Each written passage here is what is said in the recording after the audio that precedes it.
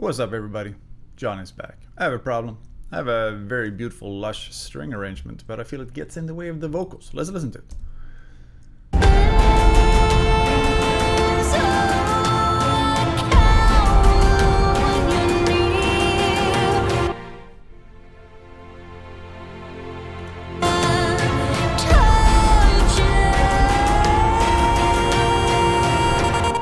That all sounds very nice. I just feel like it gets a little fat in the mids, a little too much. Think of it like this: mixing is like decorating a house, right? So the singer has to be the centerpiece all the time, and if something gets in the way, let's figure out how to make her shine like the star that she is. I'm going to show you 3 different ways to sort of approach the same problem. First thing I'm going to do is I'm going to use the direction mixer. Something that happens when you use the good old-fashioned pan knob is you essentially mono the sound. And if you have something nice and big like these strings and I use the pan knob, it's going to essentially mono it out to the side and you lose all size. Check this out.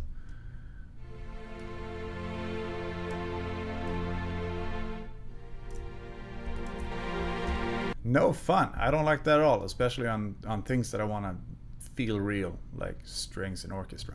So what the direction mixer does, it'll essentially pan the entire stereo field. So you can nudge it out to the side without losing the perceived sense of space. Check this out.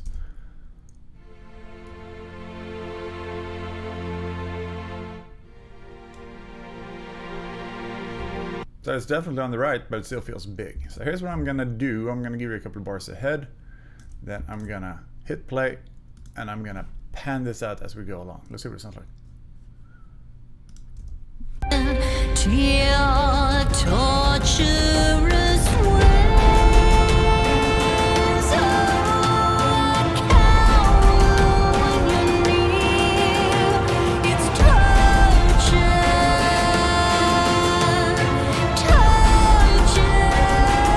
And rather than listening for the vocal here, rather than listening to the strings here, listen for the vocal.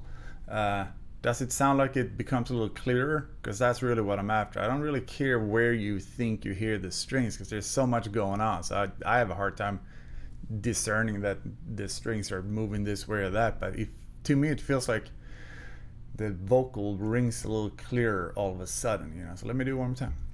Again, just listen for the vocal.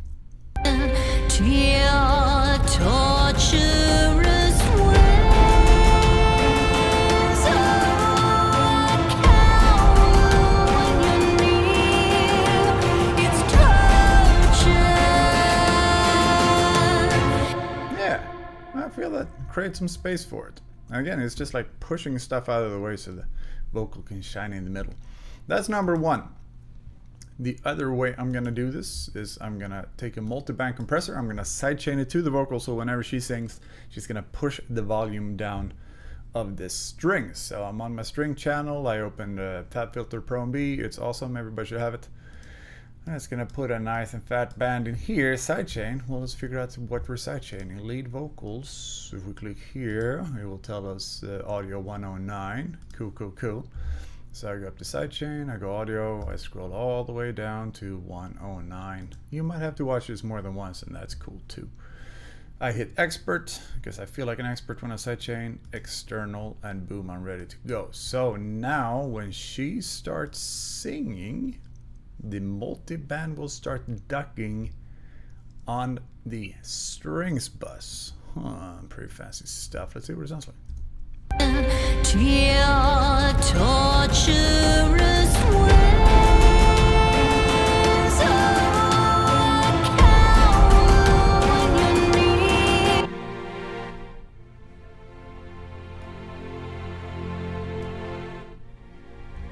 And to make this transition a little smoother, these strings we're talking about, this sounds really unnatural if they're just like bouncing up and down in volume. Because no bowed instrument does that, right?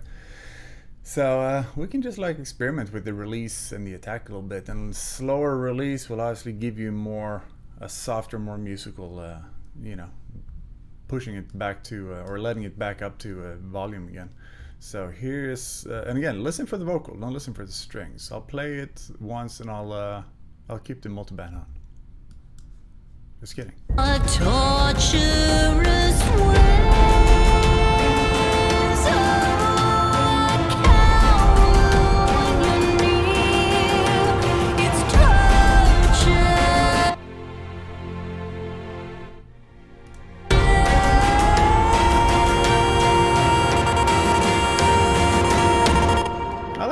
also makes the vocal sound a little more present.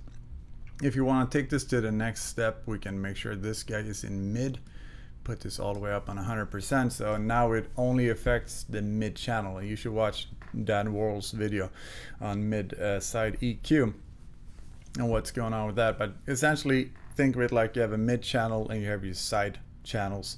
Now it's only gonna push down in the middle because that's where the vocals is, but I still want the kind of lush fullness out on the side. So by going 100% here, it's only gonna affect the mid channel. So it's only pushing the strings away in the center, but it's allowing it to still flourish on the sides where I want it. Let's listen to that.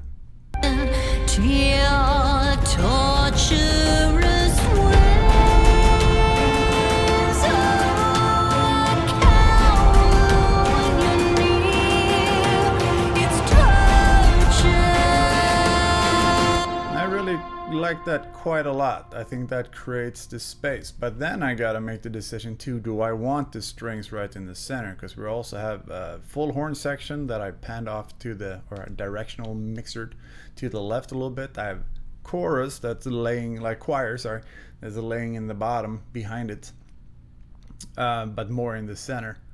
And maybe it would be smart to use both the multiband compressor and scoot it off to the side.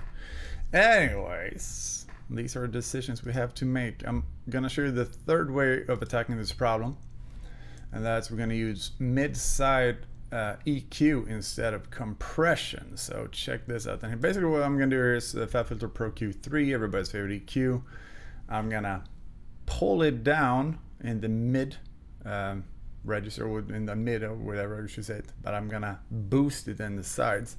So the effect we'll get is like it will create a little space for the vocal in the center, but it will also push the strings up to be a little louder, a little more lush on the sides. It's a great way to create more space and wider sounding mixes. The way I'm gonna do this, I'm still on this same channel. Let me solve it for a second. And we go, yeah, this is what it sounds like. So lush. So here's what I'm gonna do. I'm gonna just create a band, any band, going down here to stereo. I'm gonna hit mid.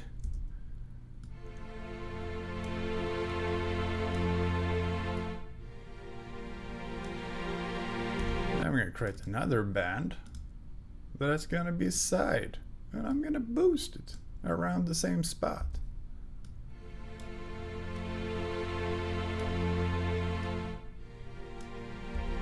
I tend to boost really wide because I find it sounds really unnatural. If you put a spike anywhere on any EQ, it tends to sound really unnatural.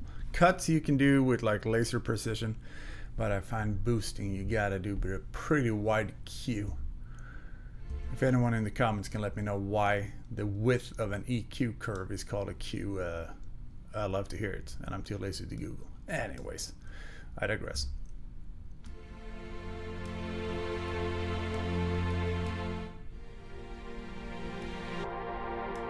Yeah, here's a good way of doing it. I think I just hit play. I can just like solo this. So let's see what it sounds like.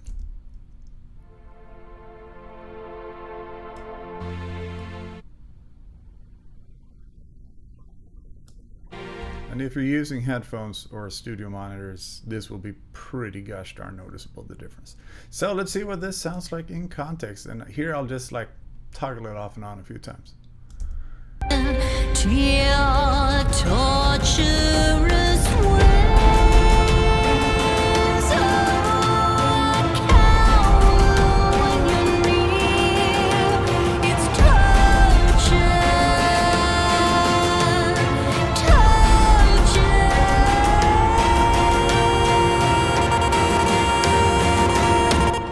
So there you have it. Different tools to achieve whatever problem you're trying to solve. And hey, let's listen to what I actually did to it. I just get reroute this real quick because I had to do some stuff to make this video. Strings legato. You're not going to go there anymore. I think I had to go into 11/12. Anyways, let's just see what it sounds like. Let's see what I did and let's see what it sounds like. So, oh, look at this. I both used the directional mixer and here's the Pro MB. So I'm gonna give you a little bit of a heads up and we'll just listen to it, see what it sounds like. Save the time and the trouble, just leave me trapped in the maze. I live and die in this bubble, but I'll never give in to your torturous ways. Oh, I cower when you're near. It's torture,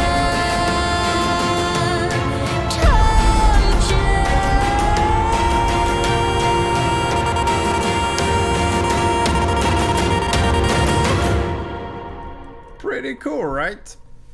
A million instruments happening at the same time. There's really a lot of stuff going on here.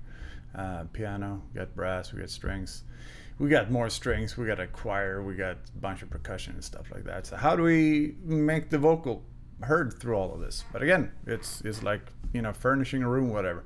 I know the singer wants to be in the middle, so how do I place everything else around it and make it sound like music? I hope this was helpful. Please let me know, like and subscribe, and I'll see you in the next video. Peace.